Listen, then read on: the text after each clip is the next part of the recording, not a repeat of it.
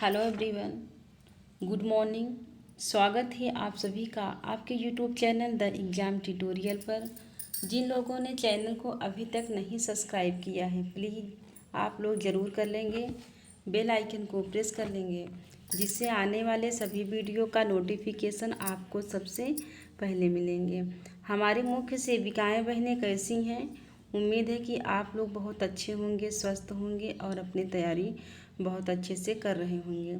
आज practice set number हम लोग 18 करेंगे, 18 नंबर प्रैक्टिस करेंगे और फुल मॉक टेस्ट करेंगे। पूरे 100 क्वेश्चन होंगे और हम लोग 1700 क्वेश्चन लगभग कर चुके हैं। कितने?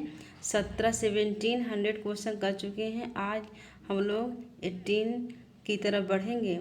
चलिए बिना देर करते हुए आज का पहला क्वेश्चन देखते हैं। ड्यूडेनम से कैल्शियम के अवशोषण का प्रसार डैश द्वारा होता है? Vitamin A, vitamin B, vitamin C, vitamin D. तो इसमें आपका करेक्ट ऑप्शन हो जाएगा डी, विटामिन डी। ड्यूडेनम से कैल्शियम के अवशोषण का प्रसार विटामिन डी के द्वारा होता है और विटामिन डी के रासायनिक नाम क्या है? कैल्सीफेरॉल है। और यह विटामिन जो है यह वसा में घुलनशील है। विटामिन बी और सी, विटामिन बी और सी यह किसमें? यह जल में घुलनशील है। और ए, डी, ई के विटामिन जो है यह वसा में घुलनशील विटामिन है। और सूर्य की किरणें त्वचा में उपस्थित काले कैल्सीफेरॉल को विटामिन डी में परिवर्तित कर देते हैं। और यह जो विटामिन डी होती है यह हमारे हड्डियों को भी मजबूती प्रदान करती हैं। चलिए अगला क्वेश्चन देखते हैं। और आप लोग एक काम ज़रूर करिए कि अपना नंबर ज़रूर काउंट करिएगा कि कितने क्वेश्चन करेक्ट हुए हैं। तो इससे क्या पता चलेगा कि आपकी तैयारी किस लेवल की है और आगे कितना मेहनत करने की आवश्यकता है। क्योंकि अब आपके एग्ज़ाम में बिल्कुल समय नहीं है। आप लोग अच्छे से तैयारी करिए और जितना हो सके उतना प्रैक्टिस सेट करिए, क्योंकि एग्ज़ाम बहुत जल्दी ही आप लोग का अब हो जाएगा। चलिए अगला क्वेश्चन देखते हैं। वह लिपिड जिसमें जल भीरु, अध्रुवी और जल प्रेमी ध्रुवी दोनों समूह, तो समूह दोनों होते हैं डैश। बहु अनुभूतिक, समानुभूतिक, उभयानुभूतिक, विषमानुभूतिक। इसमें आपका करेक्ट ऑप्शन हो जाएगा डी, विषमानुभूतिक। और कल के क्वेश्चन में जो हम लोग अरिहंत बुक का प्रैक्टिस सेट कर रहे हैं तो उसमें कुछ क्वेश्चन, एक दो क्वेश्चन के आंसर रॉन्ग थे और एक क्वेश्चन के ऑप्शन ही गलत थे। तो उसको हमने कमेंट बॉक्स में वहाँ पे बता दिया था, आप लोग अपना वहाँ से करेक्ट कर लेंगे, ठीक है। और ऐसा नहीं है बहनों, एग्ज़ाम तो मुझे भी देना, मैं भी मुख्य सेविका की तैयारी कर रही हूँ और हमको भी एग्ज़ाम देना, इसलिए हम कोशिश करते हैं कि कन्फ्यूजन दूर ही रहे। क्योंकि अगर आप लोग को हम कन्फ्यूजन होगा तो हमको भी कन्फ्यूजन होगा, आपको प्रॉब्लम होगी तो मुझे भी प्रॉब्लम होगी एग्ज़ाम में। इसलिए आप लोग और हम भी सब लोग साथ में अच्छे से तैयारी करें और सिलेक्शन सबका हो। चलिए आगे क्वेश्चन देखते हैं। निम्न में से कौन सा एक उत्तम कोलेस्ट्रॉल अंश है? कम डेंसिटी लाइपोप्रोटीन कोलेस्ट्रॉल, बहुत कम डेंसिटी लाइपोप्रोटीन, उच्च डेंसिटी लाइपोप्रोटीन और ट्राइग्लिसराइड। इसमें आपका करेक्ट ऑप्शन हो जाएगा सी, उच्च डेंसिटी लाइपोप्रोटीन। अगला क्वेश्चन है। निम्नलिखित में से कौन एक जीवित टीके का उदाहरण है? इन्फ्लुएंजा, रेबीज, खसरा, हेपेटाइटिस बी। तो इसमें आपका करेक्ट ऑप्शन हो जाएगा सी। इसमें आपका करेक्ट ऑप्शन सी हो जाएगा। जीवित टीके का जो उदाहरण है वह खसरा है। जीवित वायरस जो होते हैं, एक जीवित वायरस के टीके में एक जीवित कमजोर या छीड़ वायरस होता है। जैसे खसरा हो गया, कंठमाला हो गया, रुबेला, ये सब वैक्सीन और varicella chickenpox vaccine live vaccine का उदाहरण है।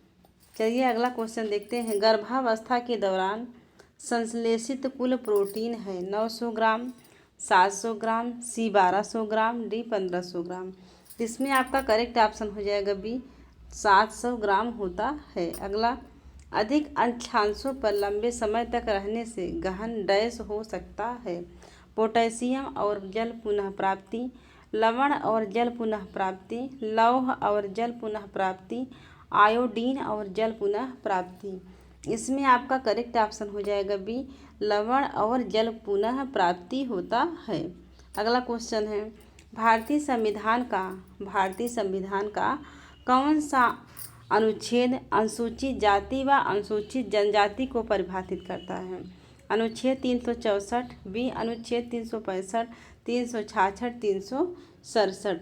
तो भारतीय संविधान में अनुसूचित जाति और जनजाति की कोई परिभाषा नहीं दिया गया है, परंतु राष्ट्रपति को यह शक्ति प्राप्त है कि वह प्रत्येक राज्य के राज्यपाल से परामर्श करके एक सूची बनाए और संसद इस पर विचार करे और इन्हें अनुसूचित जाति और अनुसूचित जनजाति का दर्जा दे सकती कौन संसद दे सकती है। और भारत के संविधान के अनुच्छेद 366 में अनुसूचित जाति और जनजाति को परिभाषित किया गया है। किसमें? अनुच्छेद 366 में। तो करेक्ट ऑप्शन हो जाएगा सी। अगला क्वेश्चन है, कुल प्रजनन दर को परिभाषित करने के लिए निम्नलिखित में से कौन से आंकड़ों का समूह आवश्यक है? जन्म, माता की आयु के अनुसार जन्म, आयु समूह के अनुसार महिला जनसंख्या, आयु समूह के अनुसार विवाहिता महिला जनसंख्या। इसमें आपका करेक्ट ऑप्शन हो जाएगा सी। 2 और 3 सही होगा। कौन सा ऑप्शन? माता की आयु के अनुसार जन्म और आयु समूह के अनुसार महिला जनसंख्या। तो आपका करेक्ट ऑप्शन हो जाएगा सी। 2 और 3 करेक्ट हो जाएंगे। अगला, हमारे देश में 1976 में प्रथम बार भारतीय जनसंख्या नीति किसकी अध्यक्षता में तैयार की गई थी? यह क्वेश्चन बहुत ही इम्पोर्टेंट। देखिए, भारतीय जनसंख्या नीति सर्वप्रथम कब आई थी? तो 1976 में। और किसकी अध्यक्षता में तैयार की गई थी? तो यह डॉक्टर कर्ण सिंह की अध्यक्षता में। बी ऑप्शन आपका बी ऑप्शन करेक्ट हो जाएगा। इसमें डॉक्टर कर्ण सिंह की अध्यक्षता में यह तैयार की गई थी। बी ऑप्शन करेक्ट हो जाएंगे। अगला क्वेश्चन है, भारत में पंचवर्षीय योजनाओं का मॉडल लिया गया है? किस देश से भारत की पंचवर्षीय योजना का मॉडल लिया गया? चीन से, जापान से, रूस से, यूएसए से। तो इसमें आपका करेक्ट ऑप्शन हो जाएगा सी। कहाँ से लिया गया है? यूएसए से लिया गया है। से भारत में योजना आयोग की स्थापना कब हुई थी? योजना आयोग की स्थापना 1950 में हुई थी। और 1950 में योजना आयोग की स्थापना हुई थी। और यह परियोजना जो है रूस से प्रभावित होकर, जो पंचवर्षीय योजना है यह रूस से प्रभावित होकर भारत में चलाया गया था। और जवाहरलाल नेहरू उस समय जो प्रधानमंत्री थे जवाहरलाल नेहरू थे। और जवाहरलाल नेहरू के नेतृत्व में प्रथम पंचवर्षीय योजना वर्ष 1951 से कितना 1951 से 1956 तक चला था। और केंद्र सरकार द्वारा योजना आयोग को भंग कर 1 जनवरी 2015 को 1 जनवरी कब 1 जनवरी 2015 को 1 जनवरी 2015 को नीति आयोग लाया गया था। किसके प्रधानमंत्रित्व काल में? पीएम नरेंद्र मोदी।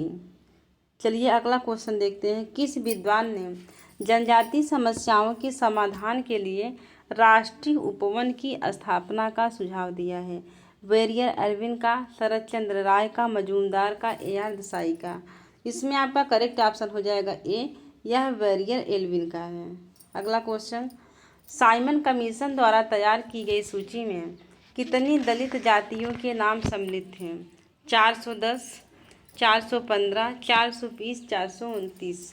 इसमें आपके करेक्ट ऑप्शन हो जाएंगे डी, 429 जातियों को शामिल किया गया था। और साइमन कमीशन कब आया था भारत में? तो यह 1927 में भारत में आया था। अगला, निम्नलिखित में से किस उपागम में श्रम के लिंग आधारित विभाजन को स्वाभाविक माना गया? लिंग, जेंडर और विकास, जेंडर एडी, उत्तर आधुनिकतावाद और विकास, महिलाएं और विकास में महिलाएं। इसमें आपका करेक्ट ऑप्शन हो जाएगा डी, विकास में महिलाएं। अगला, ब्रुक्स के अनुसार निम्नलिखित में से कौन एक भ्रष्टाचार की मात्र एक विशिष्ट अवस्था है? घूस है, चोरी है, हिंसा है, कोई नहीं। इसमें आपका करेक्ट ऑप्शन हो जाएगा ए, ब्रुक्स के अनुसार घूस को भ्रष्टाचार की मात्र विशिष्ट अवस्था माना था। अगला, निर्धनता अध्ययनों की समाजशास्त्रियों द्वारा प्रायः आलोचना की जाती है क्योंकि वे निर्धनता को सीमित नज़रिए से देखते हैं, इसे गरीबी रेखा के रूप में परिभाषित करते हैं, परिवार में असमान हिस्सेदारी को स्वीकार नहीं करते हैं, उपरोक्त सभी। इसमें आपका करेक्ट ऑप्शन हो जाएगा डी, उपरोक्त सभी।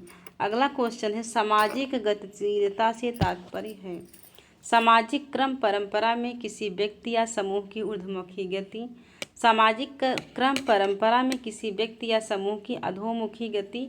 सामाजिक क्रम परंपरा में किसी व्यक्ति या समूह की क्षैतिज गति। उपरोक्त सभी। इसमें आपका करेक्ट ऑप्शन हो जाएगा डी, उपरोक्त सभी। अगला क्वेश्चन है, सामाजिक नियंत्रण की जनरीतियों एवं प्रथाओं से संबंधित साधनों को बताइए। जनरीति और प्रथा, तो जो दूसरा नंबर है दहेज निरोध कानून। यह कानून तो कब आया था? 1961 में आया था। कब आया था? यह दहेज निरोध कानून 1961 में आया था। इसमें आपका क्योंकि यह कानून है, यह प्रथा जनरीति नहीं, तो इसको निकाल दीजिए। पर्दा प्रथा, अंतर्जातीय विवाह और अलौकिक विवाह। अंतर्जातीय विवाह, अलौकिक शक्ति में विश्वास। तो आप इसमें 2 को निकाल दीजिए। इसमें भी 2 है, कट करो, इसमें भी, इसमें भी। इसमें आपका करेक्ट ऑप्शन हो जाएगा डी। डी ऑप्शन आपका करेक्ट हो जाएगा। अगला क्वेश्चन देखते हैं, यह कोशिकाओं के बीच का संबंध तंत्र है। समूह, संघ, जीव, समष्टि। इसमें आपका करेक्ट ऑप्शन हो जाएगा डी। क्या होता है? जीव होता है। अगला क्वेश्चन है, टीबी वॉटोमोर के अनुसार समाजशास्त्र 3 सोपानों से बना है। ये 3 सोपान कौन से हैं? विश्वकोशीय, प्राकृतिक वैज्ञानिक प्रत्यक्षवादी, विश्वकोशीय उद्विकासीय प्रत्यक्ष विज्ञान, सी उद्विकासीय प्रत्यक्षवादी ऐतिहासिक, डी उद्विकासीय ऐतिहासिक आदर्शात्मक। इसमें आपका करेक्ट ऑप्शन हो जाएगा बी, विश्वकोशीय उद्विकासीय प्रत्यक्ष विज्ञान होता है। अगला, किसके कारण WF आगवन ने 150 सामाजिक परिवर्तनों को संकलित किया? कितना? 150, लगभग 150। टेलीविज़न, रेडियो, टेलीविज़न और तथा रेडियो कोई नहीं। इसमें आपका करेक्ट ऑप्शन हो जाएगा बी, रेडियो। अगला, डाउन सिंड्रोम एक प्रकार का डैश है। खाने संबंधी विकार है, सोने संबंधी विकार है, गुणसूत्र असामान्यता है, व्यवहार समस्या है। इसमें आपका करेक्ट ऑप्शन हो जाएगा सी। क्या होता है? यह गुणसूत्र असामान्यता होता है। अगला, संक्रामक रोग से ग्रस्त व्यक्ति को कहाँ रखेंगे? अलग कमरे में, बच्चे के कमरे में, मैदान में, बरामदे में। तो संक्रामक रोग से जो ग्रसित व्यक्ति को अलग कमरे में रखना चाहिए, क्योंकि संक्रामक रोग जो है वह हानिकारक सूक्ष्म जीवों जैसे जीवाणु या विषाणु के कारण होता है और इसके वाहक मक्खी, दूषित जल तथा भोजन और वायु होते हैं। यदि संक्रामक रोगों से पीड़ित व्यक्ति को सबके साथ सामान्य रूप से रखा जाएगा तो रोगाणु वायु, मक्खी तथा भोजन के माध्यम से आसानी से संक्रमण फैला देता है। इसमें आपका करेक्ट ऑप्शन हो जाएगा ये, संक्रामक रोग से व्यक्ति को अलग कमरे में रखेंगे। अगला, परिवार नियोजन से लाभ है। रोजगार में वृद्धि होगी, निर्धनता में कमी होगी, जीवन स्तर में सुधार होगा। इसमें आपका करेक्ट ऑप्शन हो जाएगा डी, इनमें से सभी होंगे। अगला, निम्नलिखित में से कौन सा मानव व्यवहार सामाजिक नियंत्रण में शामिल नहीं है? नमस्ते करना, धार्मिक अनुष्ठान, स्कूल की प्रार्थना में भाग लेना, हड़ताल करना। क्या है इसमें? नहीं। आप लोग पूरा क्वेश्चन जब पढ़िए तो नहीं को जरूर ध्यान दीजिए। क्वेश्चन कहीं नहीं तो नहीं दिया गया है, तो क्योंकि लास्ट में नहीं दिया और ये दिखता भी नहीं है, इसको देखना बहुत ही ज़रूरी है, क्योंकि थोड़े ही ध्यान न देने से मिस्टेक हो सकता है। इसमें आपका करेक्ट ऑप्शन हो जाएगा डी, हड़ताल करना। अगला, पार्सन्स द्वारा सामाजिक नियंत्रण की बताई गई युक्तियों में कौन शामिल नहीं है? कौन? तो स्वीकारात्मक क्रियाविधि, निषेधात्मक क्रियाविधि, प्रत्यक्ष क्रियाविधि, चिकित्सात्मक क्रियाविधि। इसमें क्या शामिल नहीं है? तो इसमें आपका करेक्ट ऑप्शन हो जाएगा सी, प्रत्यक्ष क्रियाविधि शामिल इसमें नहीं है।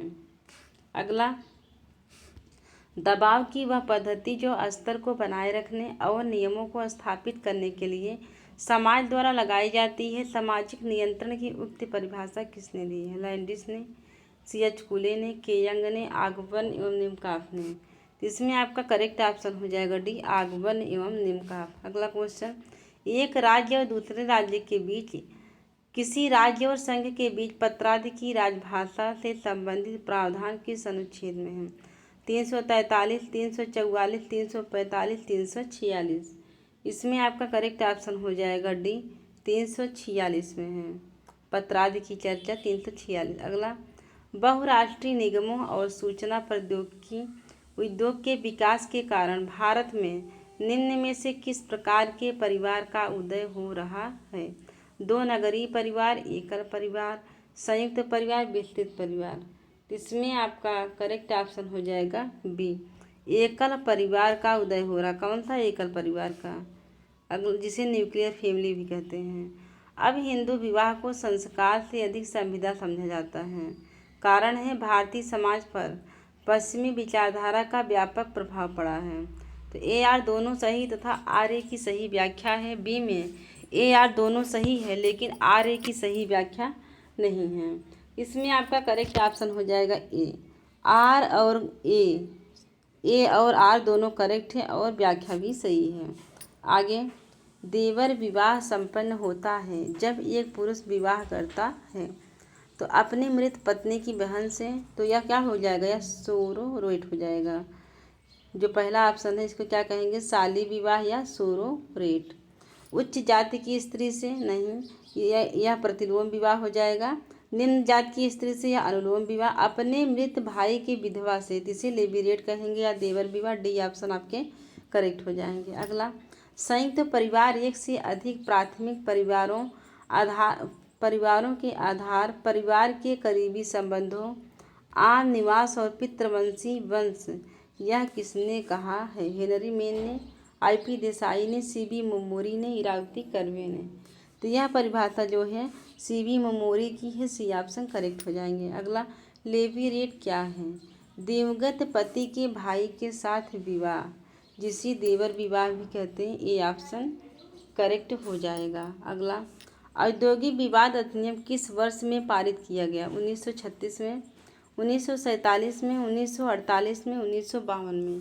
इसमें आपका करेक्ट ऑप्शन हो जाएगा बी, औद्योगिक विवाद अधिनियम 1947 में पारित किया गया था और यह मुख्यतः औद्योगिक विवाद की रोकथाम और निपटारे के लिए बनाया गया था, जिससे उससे जुड़े समस्त विवादों का तुरंत निपटारा हो सके। अगला, प्रेम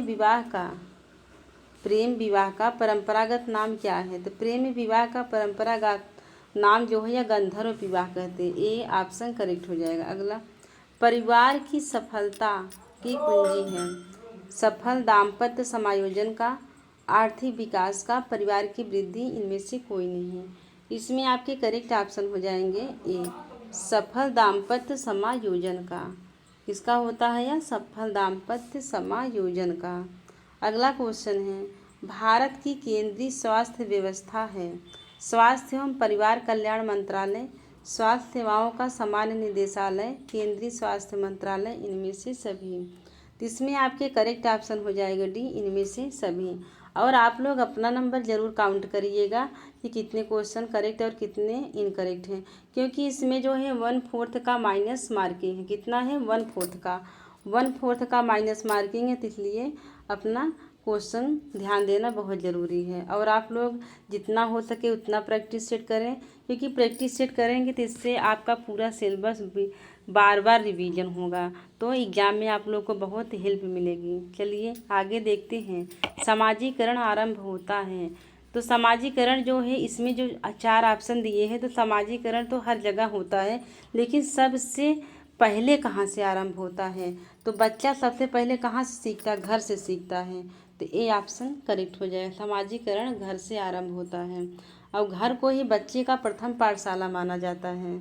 अगला, परिवार को वित्तीय जिम्मेदारी से मुक्ति मिलती है जब बच्चे घर छोड़ देते हैं, जब बच्चे स्थापित हो जाते हैं, जब घर का मुखिया अपना व्यवसाय छोड़ दे, कोई नहीं। इसमें आपके करेक्ट ऑप्शन हो जाएंगे बी, जब बच्चे स्थापित हो जाते हैं। क्या? जब बच्चे स्थापित हो जाते हैं तो परिवार को वित्तीय जिम्मेदारी से मुक्ति हो जाती है, अर्थात बच्चे माता पिता का घर छोड़कर अलग गृहस्थी बसाकर नए परिवार का निर्माण करते हैं, तो माता पिता अपने संतान के उत्तरदायित्व से लगभग मुक्त हो जाते हैं। तो उसे ही कहते हैं बच्चे जब स्थापित हो जाते हैं। अगला, RMAB दवा अपने वर्ग में दुनिया की पहली तेजी से काम करने वाली दवा जल्द ही भारत में लॉन्च होने वाली है। यह दवा किस बीमारी में काम आती है? मलेरिया रोधी दवा में, रेबीज रोधी दवा, डेंगू रोधी दवा और मधुमेह रोधी दवा। इसमें आपके करेक्ट ऑप्शन हो जाएंगे बी, रेबीज रोधी दवा में। अगला, सामान्यतः निम्नलिखित में से कौन सा कैंसर का कारण नहीं है? पर्यावरणीय कारण, आनुवांशिक परिवर्तन, आनुवांशिक संशोधन, ट्रांसमिशन। इसमें आपका करेक्ट ऑप्शन हो जाएगा डी, ट्रांसमिशन जो है यह कैंसर का कारण नहीं है। अगला, प्रदूषित हवा में निम्नलिखित में से किसकी उपस्थिति के कारण हे बुखार होता है? कार्बन मोनोऑक्साइड, ओजोन, विशिष्ट कणमय पदार्थ, परागकण। इसमें आपके करेक्ट ऑप्शन हो जाएंगे डी, परागकण के कारण हे बुखार होता है। अगला क्वेश्चन है, बी परेटो सामाजिक परिवर्तन के सिद्धांत को लोमड़ी और शेर के वृत्तांत के आधार पर वर्णित किया है। इनका संबंध सामाजिक परिवर्तन के किस सिद्धांत से है? उद्विकासीय सिद्धांत से, नव उद्विकासीय सिद्धांत से, चक्रीय सिद्धांत से, वर्ग संघर्ष का सिद्धांत। तो परेटो जो थी ये चक्रीय सिद्धांत दिए थे। कैसा? इसे शेर और लोमड़ी और शेर के वृत्तांत के आधार पर वर्णित किए। जैसे सत्ता को भी लीजिए, सत्ता में जो सत्ता में बैठे हुए हैं, जो सत्ता में बैठे हुए वो क्या बने हुए? इसमें शेर बने हुए। परेटो क्या बताए हैं कि जो लोग सत्ता में बैठे हैं वे शेर बने हुए हैं, और जो विपक्षी है जो सत्ता में नहीं बैठ पाए हैं वह लोमड़ी की तरह चालाकी कर रहे हैं, किसी तरह हम सत्ता को प्राप्त कर लें। चलिए आगे देखते हैं। संघर्ष में उन सभी गतिविधियों का समावेश होता है जिनके द्वारा व्यक्ति किसी विशेष उद्देश्य को पूरा करने के लिए एक दूसरे का विरोध करते हैं। उपर्युक्त परिभाषा किस समाजशास्त्री ने दी है? मेड के द्वारा, डीपी मुखर्जी, मैकाइवर एम पुइज, रॉबर्ट रेडफील्ड के द्वारा। इसमें आपके करेक्ट ऑप्शन हो जाएंगे सी, मैकाइवर एम पेज ने यह परिभाषा दिया। कौन? मैकाइवर एम पेज ने। अगला, गरीबी के प्रमुख कारण है जनसंख्या का दबाव है, निम्न पूंजी का निर्माण है, मांग का अभाव है, उपरोक्त सभी। इसमें आपके करेक्ट ऑप्शन हो जाएंगे डी, सरकारी ऑप्शन, उपरोक्त सभी। अगला, किसी देश की बढ़ती हुई जनसंख्या को किस प्रकार नियंत्रित किया जा सकता है? शिक्षा को बढ़ावा देकर, कम जनसंख्या के फायदों को बताकर, बेहतर स्वास्थ्य संबंधी सुविधाओं द्वारा, उपरोक्त सभी। इसमें आपके करेक्ट ऑप्शन हो जाएंगे डी, उपरोक्त सभी के द्वारा। अगला, नई जनसंख्या नीति की घोषणा कब की गई थी? फरवरी 2002 में, फरवरी 2000 में, मार्च 2002 में, मई 2000 में। इसमें आपके करेक्ट ऑप्शन हो जाएंगे बी, 15 फरवरी। कब किया गया था? 15 फरवरी 2000 में की गई थी। नई जनसंख्या नीति की घोषणा 15 फरवरी 2000 में किया गया था। बी ऑप्शन करेक्ट हो जाएंगे। अगला, जननी सुरक्षा योजना के तहत असत्य कथन को छांटिए। इसका लक्ष्य संस्था, इसमें क्या पूछा है? असत्य पूछा। कौन सा कथन सत्य नहीं है? इसका लक्ष्य संस्थागत प्रसव की दर को बढ़ाना। इस योजना में नकद सहायता का प्रावधान है। इसका लक्ष्य मातृ एवं शिशु मृत्यु दर को कम करना है। इस योजना में केंद्र राज्य की भागीदारी 40-60 की है। तो इसमें आपका करेक्ट ऑप्शन हो जाएगा डी, इस योजना में केंद्र राज्य की भागीदारी 60-40 की है। यही ऑप्शन 60.40 की है। यही ऑप्शन आपका इनकरेक्ट होगा, मतलब असत्य कथन है, तो ऑप्शन आपका यही सही होगा, डी ऑप्शन। अगला, कौन सा विटामिन हमारी आँखों को और त्वचा को स्वस्थ रखता है? Vitamin D, vitamin A, vitamin B, vitamin E. इसमें आपका करेक्ट ऑप्शन हो जाएगा B, vitamin A. Vitamin A का रासायनिक नाम रेटिनॉल होता है और विटामिन ए की कमी से रतौंधी हो जाती है। सबसे पहले कौन सी बीमारी होती है? यह रतौंधी होती है। आगे, भूमिका की पहचान से मौलिक रूप से संबद्ध विकास तथा उन्नति की अवस्था है। मौखिक अवस्था, जननांगीय अवस्था, मातृत्व अवस्था और अव्यक्तता अवस्था। इसमें आपके करेक्ट ऑप्शन हो जाएंगे बी, क्या होता है? जननांगीय अवस्था होता है। अगला क्वेश्चन है, प्री एक्लम्सिया वाली एक गर्भवती रोगी को मैग्नीशियम सल्फेट दिया जा रहा है और मैग्नीशियम सल्फेट जो है विषाक्तता की संभावना में तैयार रहने के लिए नर्स को बिस्तर के पास क्या रखना चाहिए? ए ऑप्शन नैलाइन रखना चाहिए, बी ऑक्सीजन, सी सक्शन उपकरण और डी कैल्शियम ग्लूकोनेट रखना चाहिए। तो इसमें आपके करेक्ट ऑप्शन हो जाएंगे C, D calcium gluconate. D option आपके करेक्ट हो जाएंगे। अगला, वीर्य में जीवित शुक्राणुओं का अनुपस्थित होना कहलाता है। एंजियोस्पर्मिया, टेट्राजोस्पर्मिया और ओलिगोजोस्पर्मिया और ऑलिगोस्पर्मिया। तो इसमें आपके करेक्ट ऑप्शन हो जाएंगे ए। क्या होता है? एंजियोस्पर्मिया होता है। एंजियोस्पर्मिया को अशुक्राणुता भी कहते हैं और यह जो होता है या किसी पुरुष के सीमेन में शुक्राणु की संख्या क्या होती है? शून्य होती है। जो शुक्राणु की संख्या शून्य हो जाती है तो इसे क्या कहेंगे? एंजियोस्पर्मिया कहेंगे। एंजियोस्पर्मिया बस यही कि मतलब जहाँ पर शुक्राणु की संख्या जब शून्य हो जाती है, अनुपस्थित होना, तो एंजियोस्पर्मिया कहलाता है। अगला क्वेश्चन है, माँ में नर्स द्वारा किस जोखिम की निगरानी की जानी चाहिए जिसने अभी अभी प्लेसेंटा प्रीविया के साथ गर्भावस्था के नवजात शिशु को जन्म दिया है? ए ऑप्शन है संक्रमण, बी क्रोनिक हाइपरटेंशन, सी छोटी नसों में रक्त के छोटे छोटे थक्के बनना और डी ऑप्शन है हैमरेज। तो इसमें आपके करेक्ट ऑप्शन हो जाएंगे डी। क्या होता है? हैमरेज हो जाता है। हैमरेज के जोखिम की निगरानी उस माँ में की जाती है जब प्लेसेंटा आंशिक रूप से या पूरी तरह से, आंशिक रूप से या पूरी तरह से माँ की गर्भाशय ग्रीवा को क्या करती है?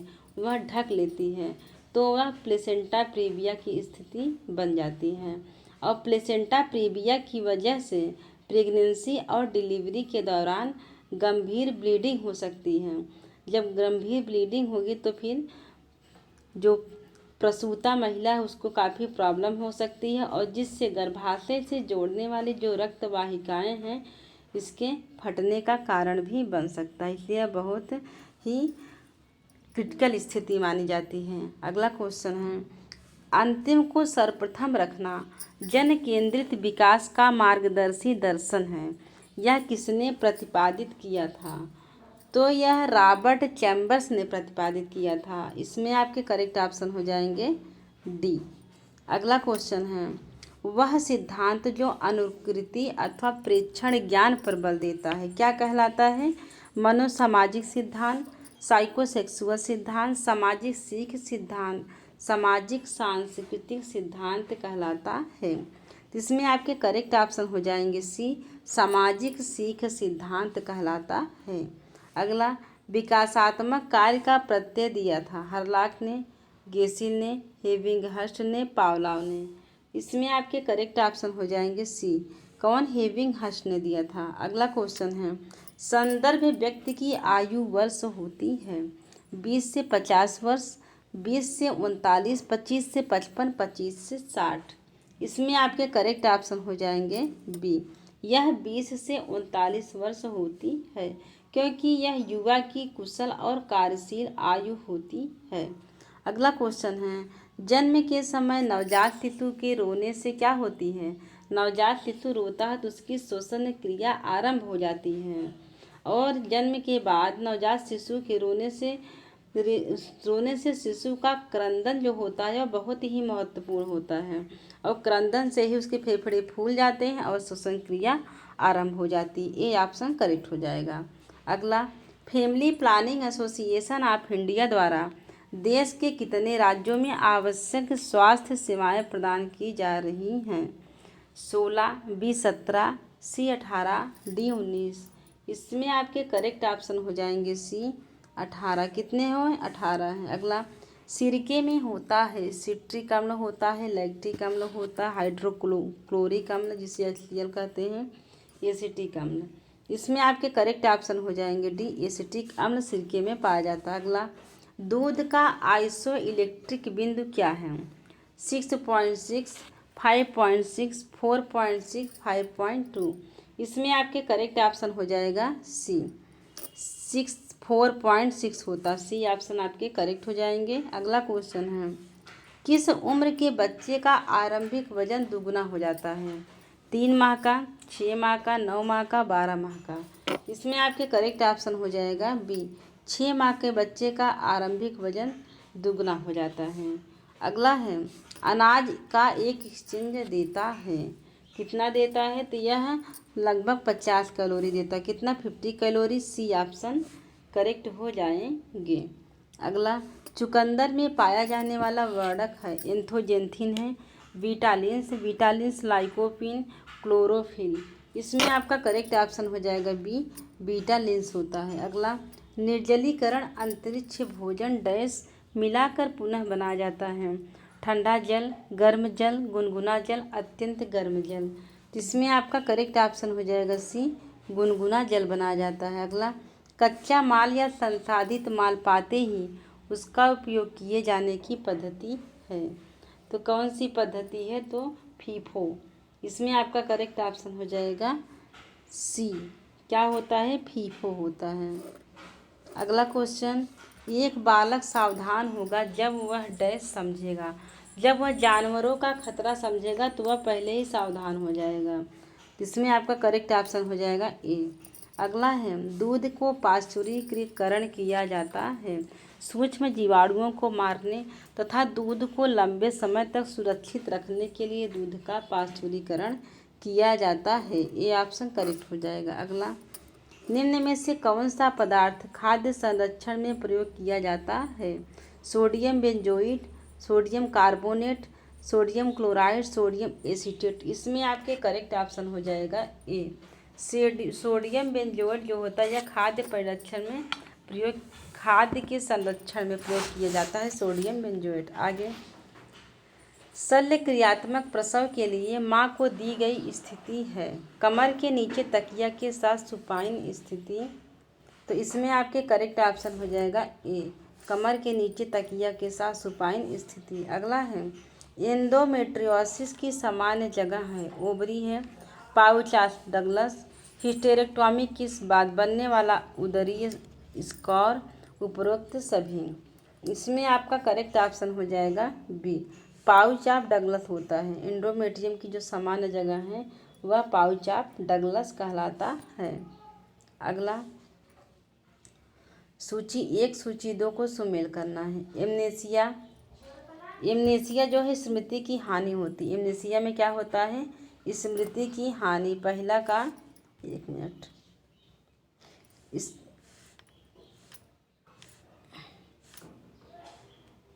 एमनेसिया में होता है स्मृति की हानि, यफ है। इसके बाद एनारेक्सिया नर्वोसा, स्वयं भूखे रहना, इसमें होता है ई। इसके बाद डिस्फेजिया, डिस्फेजिया में क्या होता है, भाषा की विच्छति, डी ऑप्शन हो जाएगा। न्यूरोसिस, न्यूरोसिस से होता है आमतौर पर व्यग्र, ये हो जाएगा। और एडीएचडी, एडीएचडी से hyperactivity, hyperactivity B. F E D A B, F E D A B, इसमें आपका करेक्ट ऑप्शन हो जाएगा B option, B option correct हो जाएगा। अगला क्वेश्चन आप लोग मिला लेंगे इसको। निम्न में से कौन सा मानवमिति पोषण स्तर निर्धारण की विधि नहीं है, MUAC, रक्तचाप, लंबाई, कमर की परिधि। इसमें आपके करेक्ट ऑप्शन हो जाएंगे बी, रक्तचाप नहीं होता है। अगला, शीघ्र सेवा रेस्तरां अपने मेनू की पौष्टिकता इस पर बताते हैं, मेन्यू कार्ड पर, प्रदर्शन बोर्ड पर, वेबसाइट पर, ईमेल पर।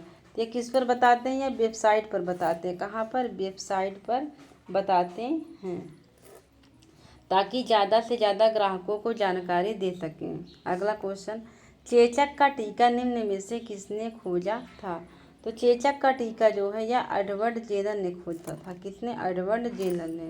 देखिए चेचक और जेनर मिलते जुलते हैं, तो यहाँ से आप लोग कोरिलेट कर लीजिएगा, चेचक और जेनर। अगला, डायपर चकत्ता के होने का कारण क्या है, ईस्ट संक्रमण है, वायरस संक्रमण, हैमिल्टन प्रोटोजोअल। इसमें आपके करेक्ट ऑप्शन हो जाएंगे ए, क्या होता है, ईस्ट संक्रमण। ईस्ट के कारण डायपर चकत्ता होने की संभावना जो होती है काफ़ी बढ़ जाती है, ए ऑप्शन करेक्ट। भ्रूण की आंतरिक परत को कहते हैं, कोरियान कहते हैं, नाभिरज्जु, गर्भनाल, अम्नियान। इसमें आपके करेक्ट ऑप्शन हो जाएंगे डी, क्या कहलाता है, अम्नियान कहलाता। अगला, भ्रूणावस्था रहती है, भ्रूणावस्था जो है 2 से 8 सप्ताह तक रहती। कब तक, 2 से 8 सप्ताह तक रहती है। इस अवस्था में शरीर के मुख्य अंगों का निर्माण होता है और दूसरे महीने के अंत तक इसका भार 2 ग्राम और लंबाई 1 से 2 इंच तक हो जाती है। इसमें आपके करेक्ट ऑप्शन हो जाएंगे बी, 2 से 8 सप्ताह। अगला, डिम्ब अवस्था होती है। डिम्ब अवस्था जो है गर्भाधान से 2 सप्ताह तक की अवस्था होती है। कब से? गर्भाधान से 2 सप्ताह तक। ये ऑप्शन करेक्ट हो जाएगा। अगला, निम्नलिखित में से कौन सा स्त्री प्रजनन अंगों में नहीं आता? प्रोजेस्टेरॉन, डिम्ब ग्रंथियाँ, गर्भाशय, डिम्ब वाहिनी। तो इसमें आपके करेक्ट ऑप्शन हो जाएगा ए, स्त्री प्रजनन अंगों में नहीं आता, क्योंकि प्रोजेस्टेरॉन जो होता है यह हार्मोन है, न कि प्रजनन अंग है। अगला, प्रत्येक गर्भवती स्त्री को प्रथम 7 माह में स्वास्थ्य केंद्र में परीक्षण करवाना चाहिए। तो माह में 1 बार करवाना चाहिए। कब? माह में 1 बार। अगला, बेनेडिक्ट रात स्पाइरोमीटर नापने का एक यंत्र है। तो यह बीएमआर को नापने, किसको? बीएमआर को नापने का एक यंत्र है। अगला, कैलोरी इकाई है। कैलोरी इकाई है तो यह गर्माहट का, कैलोरी जो है यह गर्माहट की इकाई है। तो आपका करेक्ट ऑप्शन सी हो जाएगा। अगला, एसिटामिनोफेन विषाक्तता जो सबसे आम दवा है, इनमें से किसकी विफलता का कारण है? यह जो है किसकी विफलता का कारण है? फेफड़े का, किडनी का, लीवर का, मस्तिष्क का। तो यह लीवर के विफलता का कारण बनती है। अगला, जब बच्चों की वृद्धि तीव्रता से बाधित हो, उसके शरीर पर कम उपचर्म वसा मांसपेशियां होती हैं, ऐसी स्थिति को क्या कहते हैं? तो ऐसी स्थिति को सूखा रोग या मैरास्मस कहते हैं। क्या कहते हैं? मैरास्मस कहते हैं। छोटे बच्चों, 1 साल से कम बच्चों में मैरास्मस होता है, और 1 साल से जो प्लस के बच्चे होते हैं उनको क्वाशियोरकर नामक बीमारी हो जाती है। क्वाशियोरकर में एडीमा भी होता है, और मैरास्मस में एडीमा नहीं होता है। अगला, उच्च प्रोटीन आहार दिया जाता है कुपोषण की दशा में। कब दिया जाता है? कुपोषण की दशा में। ये ऑप्शन करेक्ट हो जाएगा। अगला क्वेश्चन है, शरीर में कार्य पर भोजन का अध्ययन के रूप में परिभाषित है। तो इसमें आपके करेक्ट ऑप्शन हो जाएंगे डी, पोषण। इसमें पोषण के रूप में परिभाषित है। अगला, सीवेज शुद्धिकरण के लिए जैविक क्रिया की विधि है। तो इसमें आपके करेक्ट ऑप्शन हो जाएंगे सेफ्टी टैंक होगा, कृत स्लज प्रक्रिया, sewage farming. D option correct हो जाएगा। सभी हो जाएंगे, उपरोक्त सभी। अगला, डैश नाम बर्ताव आचरण को दिया गया है जो यह दोहराया जाता है, जो जब दोहराया जाता है तो स्वचालित हो जाता है।